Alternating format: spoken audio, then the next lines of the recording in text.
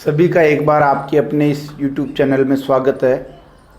प्यारे बच्चों, RBSE के बदले हुए पाठ्यक्रम अर्थात NCERT के जो पाठ्यक्रम लगा रखा है, उस NCERT के पाठ्यक्रम के अनुसार कक्षा 12 में जो अनिवार्य हिंदी है उसके हम 3 चैप्टर पूरे कर चुके हैं और आज यहाँ मैं जो है आपको तीसरे चैप्टर कुंवर नारायण कौन है, तीसरा चैप्टर जो संकलित कर रखा है उसके लेखक कुंवर नारायण, और कुंवर नारायण के पाठ्य पुस्तक के प्रश्न उत्तर आज हम हल करेंगे। कुंवर नारायण जी की 2 कविताएं आपके संकलित है, पहली कविता के बहाने और दूसरी बात सीधी थी पर। इस पाठ में से आपके पाठ्य पुस्तक के पीछे दोनों कविताओं के 7 प्रश्न दे रखे हैं। इन 7 प्रश्नों का उत्तर आज हम यहाँ इस वीडियो में देखेंगे। इन 7 प्रश्नों को जो है आप अपने होमवर्क की कॉपी में गृह कार्य की पुस्तिका में उतार लें, और यदि आपने कुंवर नारायण वाले पाठ के सारे वीडियो नहीं देखे हैं तो वो भी देख लें। उनका लिंक भी मैं इस वीडियो के डिस्क्रिप्शन बॉक्स में उपलब्ध करवा दूंगा। उनका लिंक मेरे टेलीग्राम चैनल पर भी है, जिसका लिंक भी मैंने इस वीडियो के डिस्क्रिप्शन बॉक्स में दे रखा है। इस वीडियो के आई बटन में भी आपको काम का वीडियो मिल सकता है, और इस वीडियो के अंत में भी 2 प्लेलिस्ट है, वो भी आपके काम की हो सकती है। इन 7 प्रश्नों का उत्तर हम शुरू करते हैं। किस प्रकार हमें इन 7 प्रश्नों का उत्तर लिखना है। कक्षा 12 हिंदी अनिवार्य आरोह भाग 2 में संकलित पाठ संख्या 3, जिसमें कुंवर नारायण अपने कवि हैं, इनके कविता के बहाने और बात सीधी थी पर कविताओं के पाठ्य पुस्तक के प्रश्न उत्तर आज हम देखने वाले हैं। ठीक है,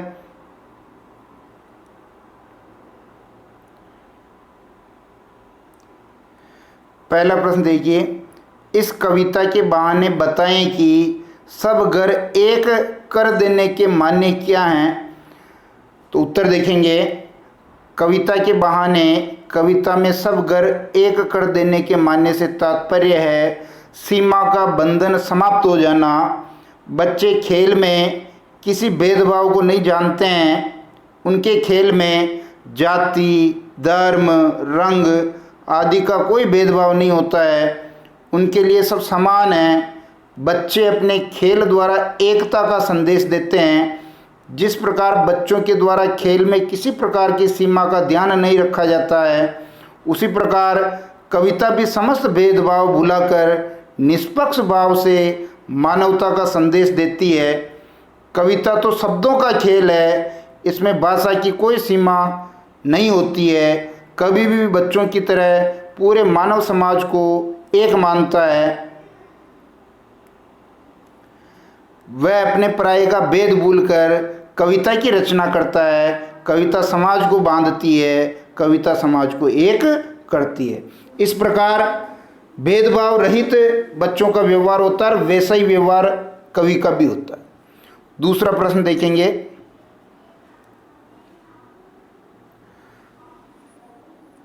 दूसरा प्रश्न कह रहा है, उड़ने और खिलने का कविता से क्या संबंध है। बच्चों, अगर आपने कविता की व्याख्या ध्यान से पढ़ी होगी तो उड़ने का संबंध चिड़िया से है और खिलने का संबंध फूल से है।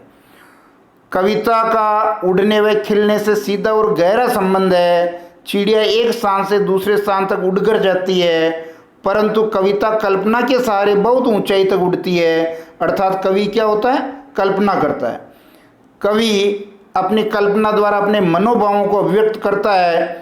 कविता देश व काल की सीमा को भी लांघ जाती है, अर्थात कविता शाश्वत होती है, ये सनातन है।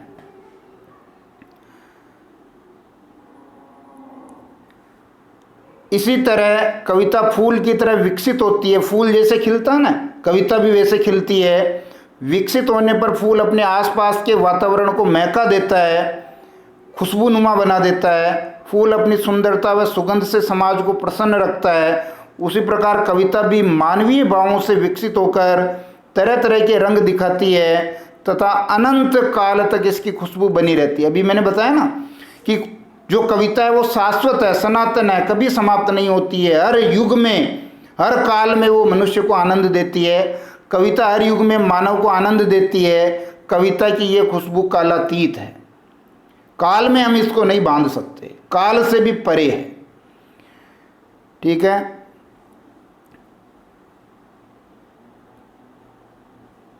तीसरा प्रश्न हम देखेंगे, कविता और बच्चे को समानांतर रखने के क्या कारण हो सकते हैं। कवि ने बच्चे और कविता को समानांतर रखा है। बच्चों में रचनात्मक ऊर्जा होती है, क्रिएटिविटी होती है, उनके खेलने की कोई निश्चित सीमा नहीं होती है, उनके सपने असीम होते हैं, यानी किसी सीमा में उनके सपनों को बांधा नहीं जा सकता। इस तरह कविता भी रचनात्मक तत्वों से युक्त होती है, उसका क्षेत्र भी विस्तृत है। कविता में कवि की कल्पना शक्ति अद्भुत होती है। बच्चे खेल में किसी भेदभाव को नहीं जानते हैं। उसी प्रकार कविता भी एकता का संदेश देती है। यानी बच्चे जिस प्रकार खेल में मनोभाव रखते हैं, उसी प्रकार कवि भी कविता लिखने में मनोभाव रखता है। वो भेदभाव से रहित होता है, कविता भी भेदभाव से रहित होती है। बच्चे कल्पना में होते हैं, उनके खेल में वो कल्पना का प्रयोग करते हैं। कवि भी अपनी कविता लिखने में कल्पना का प्रयोग करता है। चौथा प्रश्न देखेंगे, कविता के संदर्भ में बिना मुरझाए महकने के मान्य क्या होते हैं। तो मुरझाना, यहाँ इसका संबंध किससे है? फूल से। किसका संबंध किससे है? फूल से। कवि का मानना है कि कविता कभी मुरझाती नहीं। अरे भाई, फूल तो खिलता है, फूल सुगंध बिखेरता है, लेकिन एक निश्चित सीमा के बाद वो भी मुरझा जाएगा, लेकिन कविता कभी मुरझाती नहीं है। इसकी महक अनंत काल तक बनी रहती है, ये अमर होती है तथा युग युगांतर तक मानव समाज को रस प्रदान करती है। फूल के खिलने और महक प्रदान करने की एक परिणति निश्चित है, यानी एक निश्चित टाइम है, उसके बाद वो मुरझा जाता है। लेकिन कविता की महक कालातीत है, किसी भी काल में हम कविता की उस महक को बांध नहीं सकते हैं। कविता का प्रभाव किसी भी काल में समाप्त नहीं होता है। पांचवा प्रश्न देखिए, भाषा को सहूलियत से बरतने से क्या अभिप्राय है। कवि के अनुसार कविता में सही बात को सही शब्द से जोड़ने पर ही भावों की सहज अभिव्यक्ति होती है। अगर कोई बात हम कहना चाह रहे हैं, कविता में कवि अपने भावों को अभिव्यक्त करना चाह रहा है, तो सही बात के लिए उसको सही शब्द का प्रयोग करना चाहिए। मानव अर्थात कवि के मन में भावों का उदय होता है। यदि वह भाषा के चमत्कार में उलझ जाता है तो वह अपने भावों को सही ढंग से व्यक्त नहीं कर पाता है। अरे भाई, भाषा के चक्कर में जब उलझ जाएगा तो जो कविता का मर्म है, जो कविता का प्राण तत्व है, जो कविता के भाव हैं, वो प्रकट नहीं हो पाएंगे। अर्थात कवि को भावानुकूल भाषा का प्रयोग करना चाहिए। कवि के लिए भाषा साधन होना चाहिए, साध्य नहीं। यानी अगर कवि भाषा को साधन मानेगा तो कोई दिक्कत नहीं है, लेकिन साध्य मान लेगा तो फिर समस्या हो जाएगी। एक माध्यम है भाषा तो भावों को अभिव्यक्त करने की, मंजिल नहीं है ये। मंजिल तक पहुंचने का एक साधन है। कवि को दिखावे और पांडित्य प्रदर्शन से बचना चाहिए। भाषा ऐसी हो कि आसानी से कविता का रसास्वादन हो जाए। कविता की मौलिकता नष्ट नहीं होनी चाहिए। इस प्रकार ये पांचवें प्रश्न का उत्तर था।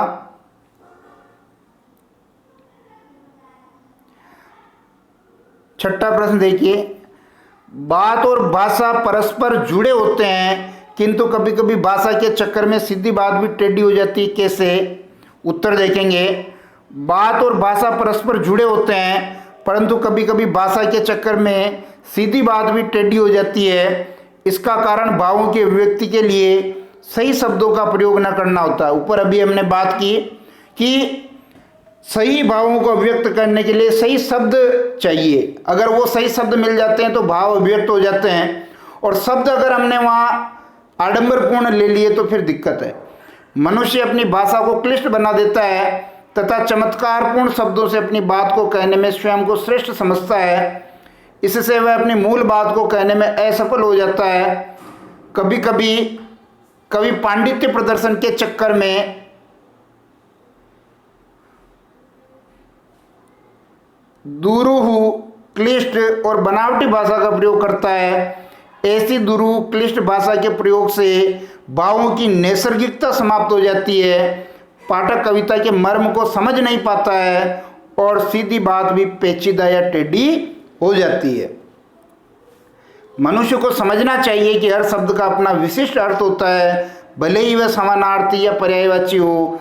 शब्दों के चक्कर में उलझकर भाव अपना अर्थ खो बैठते हैं। इसलिए पांडित्य प्रदर्शन के चक्कर में कवि को कठिन भाषा, क्लिष्ट भाषा, दुरूह भाषा का प्रयोग नहीं करना चाहिए।